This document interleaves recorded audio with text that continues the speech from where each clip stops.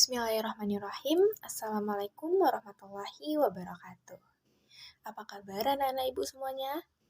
Semoga kalian dalam keadaan sehat, kuat, dan semangat sehingga kalian dapat mengikuti pembelajaran pada hari ini dengan sebaik-baiknya. Nah, sebelum kita memulai pembelajaran kita, ada baiknya kita mengucapkan puji dan syukur dulu kepada Allah Subhanahu wa Ta'ala, di mana Ia telah memberikan kita kesehatan, kesempatan, dan juga keselamatan, sehingga kita masih dapat belajar hingga sekarang. Walaupun pembelajaran sekarang ini menggunakan daring, namun tidak menyurutkan semangat kita untuk terus belajar. Nah, Ibu ingatkan kembali, sebelum kita memulai pembelajaran, ada baiknya kita berdoa terlebih dahulu. Mari kita berdoa menurut agama dan keyakinan kita masing-masing. Berdoa dimulai. Berdoa selesai. Nah, perihal absensi pada hari ini sama ya seperti minggu-minggu lalu, di mana kalian diharapkan untuk meresum materi pada hari ini setelah video pembelajaran ini selesai dilihat dan dipahami. Lalu kalian masukkan ke Google Form yang sudah Ibu kasih, dan itu merupakan bukti kehadiran kalian pada hari ini, di mana kalian dianggap sudah mengikuti pembelajaran apabila sudah meresum dan mengirim ke Google Form. Sudah mempelajari materi terkait dengan konsep ilmu ekonomi.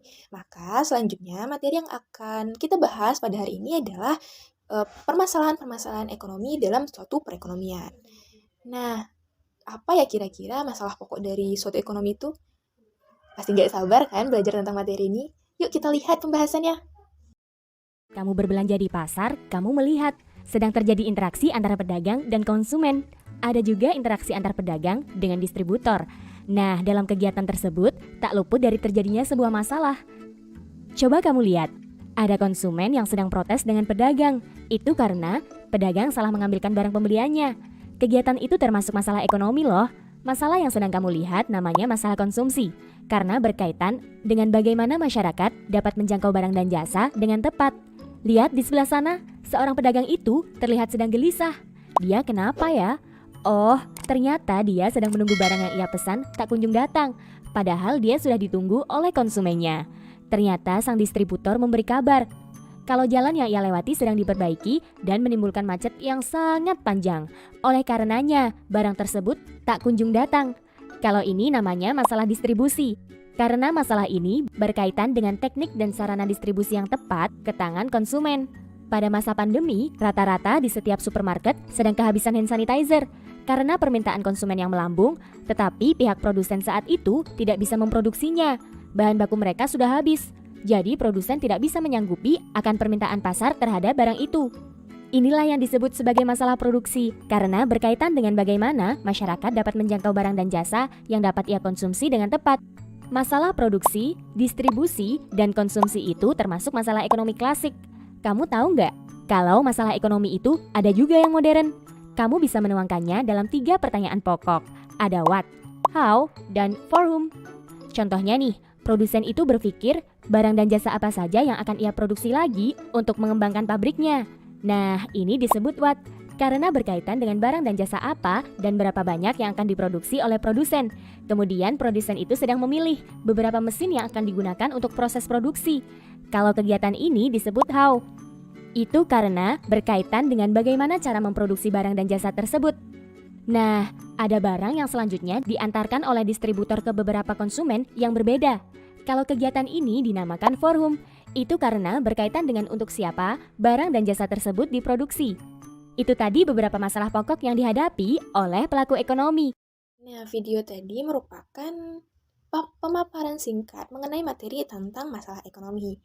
Karena sekarang ini lagi masa pandemi COVID-19, pasti ada beberapa orang bertanya-tanya, apakah ada dampak dari pandemi COVID ini terhadap perekonomian?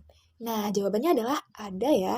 Untuk memperjelas dan mempermudah kita memahami apa sih dampak-dampak dari COVID-19 terhadap perekonomian, maka setelah ini Ibu akan menampilkan ilustrasi terkait dampak pandemi dalam suatu perekonomian. Kenapa pandemi bisa berdampak pada ekonomi? Kalau kamu dengar kata pandemi, Apa sih yang ada di pikiran kamu? Film. Memang ada banyak film yang pernah mengangkat tema tentang pandemi. Biasanya di film itu diceritain adanya wabah penyakit yang menyebar dengan sangat cepat dan menginfeksi hampir seluruh penduduk di bumi. Kalau dari arti katanya sendiri sih, pandemi itu adalah situasi di mana adanya penyebaran penyakit di wilayah yang luas. Nah, luas ini kamu jangan ngebayanginnya seluas ukuran lapangan bola aja ya. Ini tuh lebih luas lagi. Cakupannya seluruh dunia. Terus kok pas ada penyebaran penyakit di wilayah yang luas, katanya bisa ngaruh ke perekonomian? Bener nggak sih? Nah, sekarang coba kamu bayangin. Kalau dalam satu hari, setiap satu orang aja bisa nularin 2 temennya, dalam 30 hari ke depan, bisa ada sekitar 1 miliar orang yang tertular. Ini tuh penyebarannya eksponensial ya. Kebayangkan bahayanya? Dalam kondisi kayak gitu, bakalan banyak efek samping yang muncul. Pertama, orang-orang jadi takut bepergian. Kalau kamu ada di situasi pandemi, apa kamu masih bisa santai-santai aja pergi ke pusat keramaian? Masyarakat yang sadar sama kesehatan tentu lebih milih gak ketemu sama banyak orang. Belum lagi, pas nanti ada peraturan dari pemerintah tentang pembatasan sosial. Berkurangnya jumlah orang yang keluar rumah udah pasti bakal ngurangin jumlah jual beli yang biasanya ada di pusat perbelanjaan, rumah makan, dan tempat wisata. Akibatnya, para pemilik toko pemasukannya berkurang, merugi, bahkan bisa bangkrut. Kedua, aktivitas bisnis melambat. Andaikan kamu punya restoran ayam goreng, ketika dagangan kamu gak laku, otomatis kamu pasti bakal ngurangin pesanan kamu ke supplier ayam. Dan supplier juga akan ngurangin pesanannya ke peternak. Nah, ini artinya yang pemasukannya berkurang gak cuma kamu doang. Dan bisa jadi, bisa merembet kemana-mana. Kayak ke supplier makanan ayam, ke bisnis transportasi pengangkutan ayam, dan lain-lain. Itu tadi baru satu contoh dari industri makanan aja loh. Masih banyak industri lainnya yang juga kena pengaruh. Ketiga, investasi ikutan melambat. Kalau kamu mau minjemin uang ke teman kamu yang punya usaha, udah pasti kamu berharap dia untung dong. Tapi, di kondisi aktivitas bisnis yang melambat, jumlah penjualannya jadi berkurang. Dan, resiko merugi pun jadi lebih besar. Akibatnya, jadi banyak investor yang takut ikutan rugi kalau mereka minjemin uangnya ke pengusaha. Jadinya, investasi juga ikutan melambat.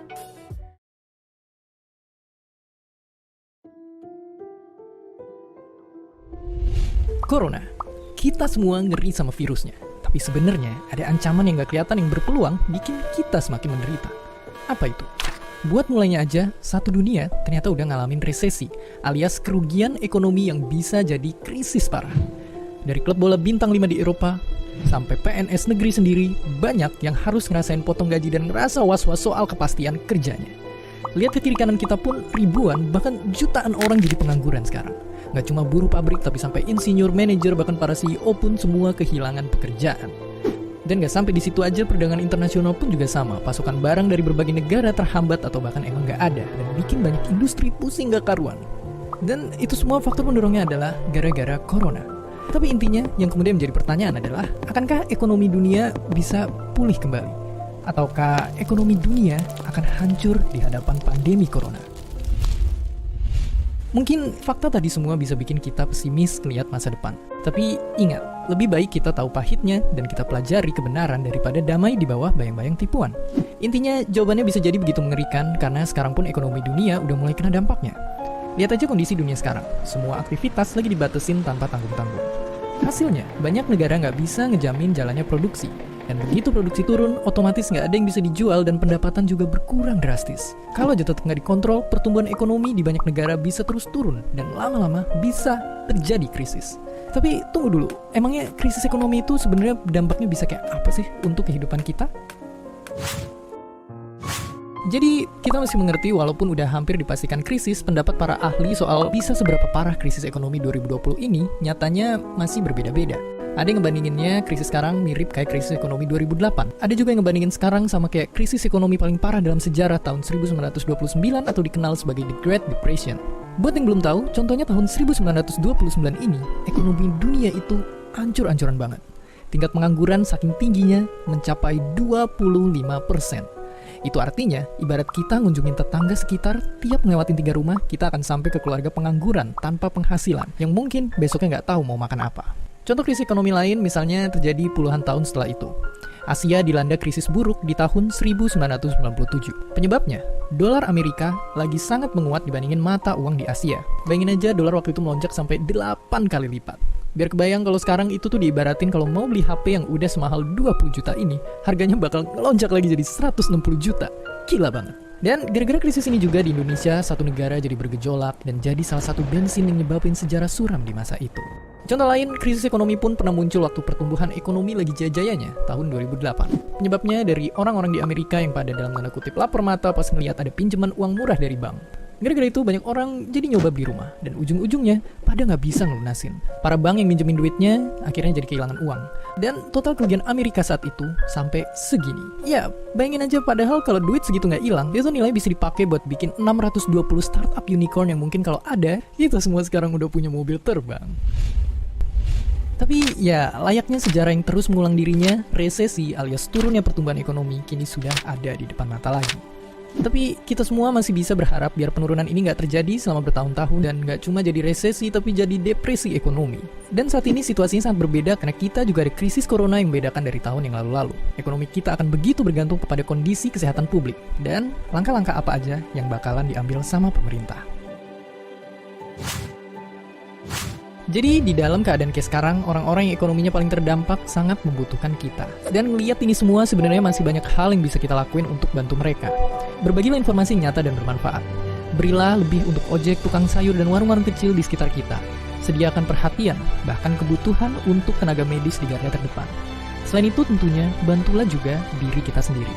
Dunia pasti akan berubah dan kita juga harus bisa beradaptasi. Kita mesti bisa manfaatin waktu yang ada untuk memperkaya wawasan dan keahlian-keahlian baru. Penjelasan sebelumnya dapat kita tarik kesimpulan bahwa masalah-masalah perekonomian dalam suatu negara, khususnya di Indonesia, salah satunya adalah terdapat kelangkaan di barang yang diinginkan oleh masyarakat. Nah, seperti yang kita ketahui, kita sebagai manusia itu pasti memiliki keinginan dan banyak sekali kebutuhan. Namun, alat pemuas dari keinginan dan kebutuhan kita tersebut masih terbatas, sehingga kelangkaan dari suatu barang itu tidak dapat terelakkan. Nah, apalagi sekarang dalam pandemi COVID-19 atau COVID-19, di mana kita disuruh menjaga jarak, mencuci tangan dengan benar, terus tidak boleh berkerumunan atau tidak boleh bertemu dulu dengan orang-orang lain, sehingga kelangkaan ini juga makin meningkat. Kelangkaan dari barang tersebut akan semakin meningkat. Nah, itu juga termasuk dalam masalah ekonomi. Sedangkan sebelum pandemi saja, kita sudah terjadi suatu kelangkaan barang yang kita inginkan, apalagi di masa pandemi ini. Maka permasalahan-permasalahan ekonomi itu semakin meningkat. Nah, di sini kita selalu berdoa agar pandemi ini cepat berakhir, sehingga kita dapat berjalan dan bekerja layaknya kehidupan normal seperti dahulu. Sekian materi kita pada hari ini. Jika ada yang ingin ditanyakan seputar permasalahan-permasalahan ekonomi, silahkan list nama dan pertanyaannya di WhatsApp group. Nanti akan kita diskusikan secara bersama-sama apa jawaban dari pertanyaan tersebut. Nah, setelah ini, Ibu akan memberikan lembar kerja peserta didik atau LKPD terkait materi masalah ekonomi. Untuk itu, anak-anak Ibu diharapkan untuk memahami video-video yang udah Ibu berikan. Dan jangan lupa selalu mencuci tangan, menjaga jarak, dan jangan keluar rumah terlebih dahulu apabila tidak terlalu penting. Hal ini semua berguna untuk menghindari kita dari virus-virus yang tidak kita inginkan. Dan jangan lupa selalu berdoa agar pandemi ini segera berakhir dan kita dapat tatap muka kembali. Sekian penjelasan dari Ibu. Salah dan silaf, Ibu mohon maaf. Assalamualaikum warahmatullahi wabarakatuh.